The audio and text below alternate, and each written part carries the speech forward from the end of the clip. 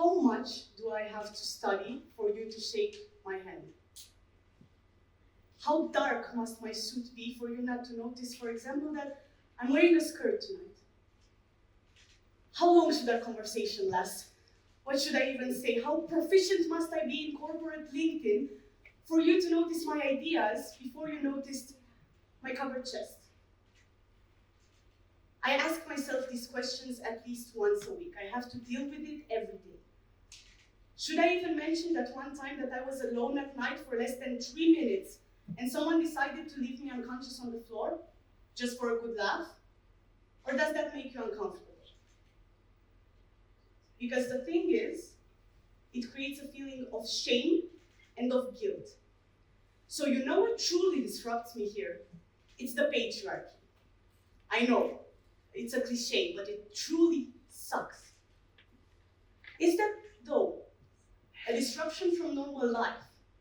Or is it maybe the other way around? Because we know this, the patriarchy is such a rigid, deeply stratified system of power. It represents order. So as I was working through the speech, I got incredibly tired.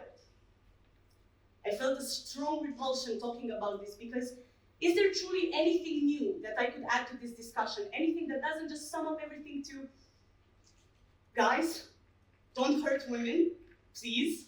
That's really bad. And after a long thought process, I realized that yes, there is something to be said here. And that is that every ugly scream, trembling no, or petty cry spoken out loud by any woman is immensely valuable, powerful, and new.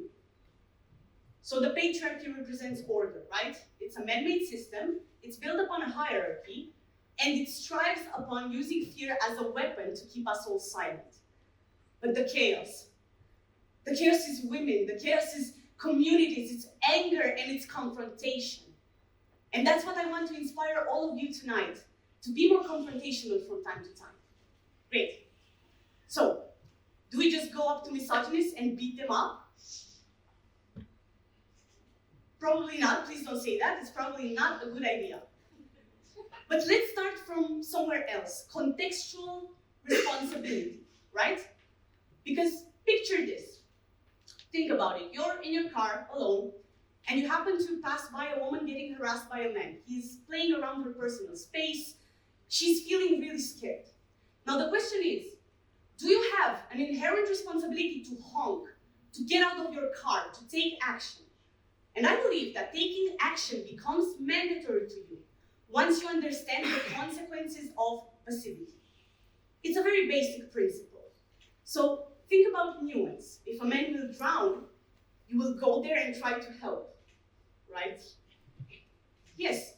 So in this case, I want to explain the consequences to you so that you cannot make up any excuses when you get home. We are all privileged here. So there's two things to understand about privilege. First of all, we should go touch grass more often, okay? And second of all, maybe more important, is that we tend to look at privilege as the top of the food chain, you know? But I see it as something rather different, which is the other end of a horizontal line. Because the less fortunate you are, the more you suffer. And the more privilege you have, the more disconnected you are. Therefore, the touch grass comment. But at the same time, you do carry a bigger responsibility. Because at the end of the day, this line, right? We are all connected through it by empathy, by death, by love, and by war. Still connected by that very same horizontal line. Break that bridge, and nobody will be there to be your swimmer. If you drown, who will be the one to help you? And if you just want a pragmatic response, it's very simple. I'm going to sell this to you real quick. Because if you help someone, then that someone feels better, and you get to feel amazing about yourself. You save the day. If you don't, then that person suffers, and at the same time, you get to feel useless. Because guess what? You kind of were useless in that specific situation. So great. I have inspired you all. I can finish up my speech because now you will go home. You will repost some feminist posts, right? You will go and talk with your other well-educated friends and agree with each other and call it a day because you did your duty. But here I am, taking the moral high ground in this whole situation like I know any better. And I'm not trying to do that. I'm telling you this because it happened to me as well. And we are trying to figure this out together. So let's find out what is still missing in this whole situation. We still feel incredibly unmotivated to keep going, to keep fighting, to keep speaking up. We still feel incredibly uncomfortable, and we feel incredibly undervalued. So let's take them one by one. First of all, when we talk about motivation, I want to tell you this story because I participated at an event a while back, and I was so excited because we were talking about societal issues, and I had a speech and all. And I was so excited. I had a place at the discussion table. It was fancy. And then it went great, fast forward. But then I got a harsh reality check when I got home and I realized I was still the only woman at the table. I was still blatantly ignored. There was an inner circle of men forming there around my ideas, and I was the only one that did not get the handshake. So how do I still find the motivation to keep going, to compete for this position? It's tiring. But I realized two things. First of all, I acknowledge the fact that these microaggressions, right, they are not normal. Pay attention here. Normal means naturally occurring in this context. The dismissal of my ideas is not naturally occurring. It is something that is caused by the very system that hurts us all, the patriarchy. And then what I do is I still want to feel seen. I still want to feel heard. It's probably not even the men's fault. Because think about it, did they actually go there just with the sole evil purpose of trying to hurt me that day? No, they didn't know any better. Because they never even thought about treating me equally as they would usually treat a man. If in Romania we still have such a problem with gender equality, then they probably don't even have to interact with women that often. Probably no one speaks up in that office to actually make them be self-aware. So that's what I do. That's the first realization. I go there and maybe I make a joke about it. Maybe I treat it lightheartedly, but I make sure that no one leaves that room without being self-aware of their ignorance. And the second realization is incredibly easy. What I got from this strategy are reminders that it's not my fault, that the world is actually flawed, that moment in history where I got hurt, it was caused by hundreds of years of the dismissal of women's work. So now I do not point fingers at my work anymore, and that keeps me going. That definitely keeps me going. But even though I did that, I still feel so uncomfortable. Because you go up to them and what do you even say? How do you even start? What if I ruin the vibes in the room? That was my concern at that moment. What if they still ignore me?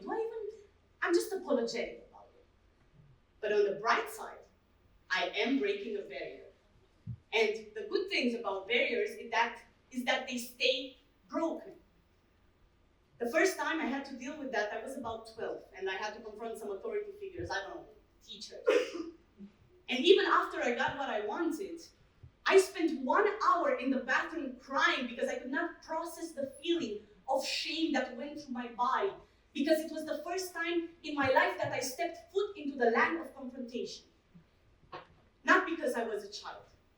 But then, what I got afterwards is the fact that I never got mistreated by those people again. I never cried alone in the bathroom ever again because of that. And I even got some like-minded people to empathize for my cause. And now because they know how I feel about ignorance, they take my side. So I'm actually incredibly proud of this because I built a little filter for myself. And it was a years-long process, right? But now I am surrounded by people that make me feel safe every day. Even at my workspace, I never give a pass to, oh, but it was just a joke. What are they gonna do? So I'm asking you a very important question here. What makes you more uncomfortable? A misogynist or the sound of your own voice?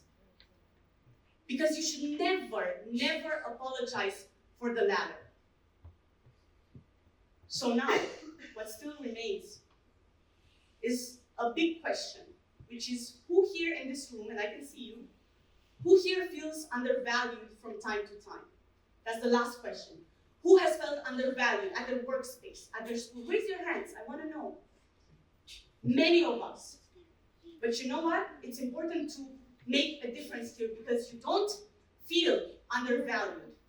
You are undervalued. Because the problem at hand becomes the fact that deep down, it's a harsh truth, but deep down, right, in the back of our minds, we think we deserve it. Because the patriarchy, it greets us all when we're around 5.